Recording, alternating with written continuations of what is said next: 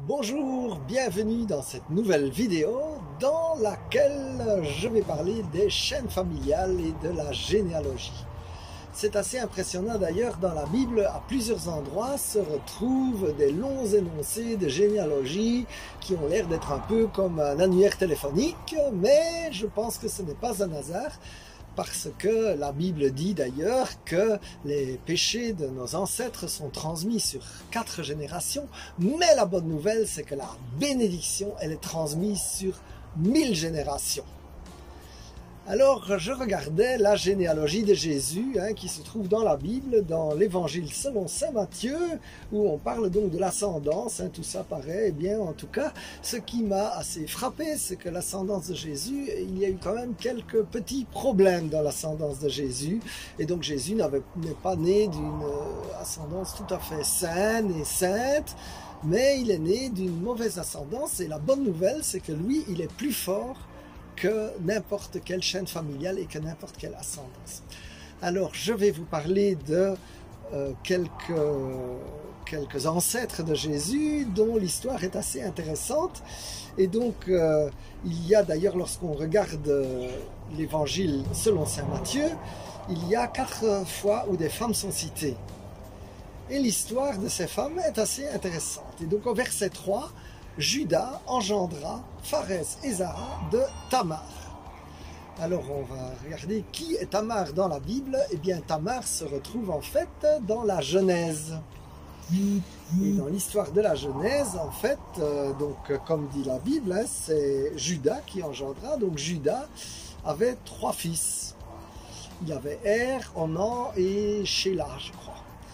Et donc il avait trouvé une femme pour Er, donc pour son fils aîné, qui était donc Tamar, et puis le fils aîné est mort. Et puis selon la loi du Lévitique, selon la loi juive, le frère alors allait reprendre la femme.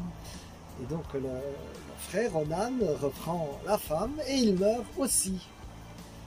Alors le père, lui, ça ne l'intéresse pas trop de donner son 3e fils qui est encore jeune, ça ne l'intéresse pas trop de donner pour risquer qu'il meure également, et donc il renvoie Tamar dans sa famille à elle, en disant « Quand mon 3e fils sera grand, tu vas pouvoir te marier avec. » Mais quand le fils est grand, évidemment, on n'entend plus parler de rien, et donc elle apprend que son beau-père vient dans la région et elle se déguise en prostituée. Et Juda a envie de se servir, et comme il a envie de se servir, il lui promet un chevreau, et elle lui demande son sceau, donc le stempel, comme on dit là, elle lui demande son sceau comme garantie, en attendant de payer le chevreau. Et en fait, ils vont ensemble, elle devient enceinte, et puis Juda, il se rend compte que finalement, c'était sa belle-fille qui l'a mis enceinte. Donc, comme ancêtre de Jésus, je trouve que c'est pas mal. La suivante, c'est Salmon, dans le verset 5, engendra Boz de Rahab. Et Boz engendra Jobed de Ruth. Donc là, il y a 2 femmes qui sont citées. Il y a d'abord Rahab. Et Rahab, en fait, lorsqu'on regarde dans l'histoire, c'était la prostituée qui était une étrangère, une cananéenne, et qui a permis aux espions juifs, en fait, en les cachant, qui a permis de prendre la ville. Qui a permis aux Juifs de prendre la ville en cachant les espions et en les faisant sortir, je dirais, au-delà de la muraille. Et donc c'était une prostituée étrangère. Donc je dirais là aussi, on pourrait dire, tiens, quelle famille. Alors, donc la suivante, c'est Ruth. Ruth, elle, c'est un très beau livre d'ailleurs, c'est une étrangère, mais elle a toute cette fidélité à Noémie. Donc, puisque dans le livre de Ruth raconte un peu son histoire, et donc Ruth en fait suit sa belle-mère Noémie, et qui avait dû fuir la famine, et donc du pays de Moab, elle vient vivre avec sa belle-mère, et puis elle a la faveur de Dieu, et elle rencontre Boz qui la marie, et elle se débrouille un peu, il faut dire aussi qu'elle aide un peu la faveur quand même, mais ok, mais c'est quand même une étrangère. Voilà, mais elle est fidèle, mais voilà. Alors la 4e femme n'est même pas citée en tant que telle, c'est au verset 6, David engendra Salomon de la femme d'Uri. Et en fait, la femme d'Uri, c'était Bathsheba, et donc c'est l'histoire de l'adultère, où David a une petite tentation vers Bathsheba, et qu'il la met enceinte, et puis qu'il organise le meurtre de son mari. En fait, tout ça est assez sympathique.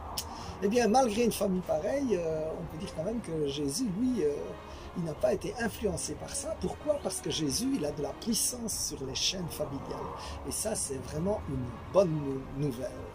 Même si ta famille est une famille qui a eu des tas de problèmes, ce n'est pas pour ça que toi, tu devras les avoir, parce que tu peux couper ces liens générationnels négatifs.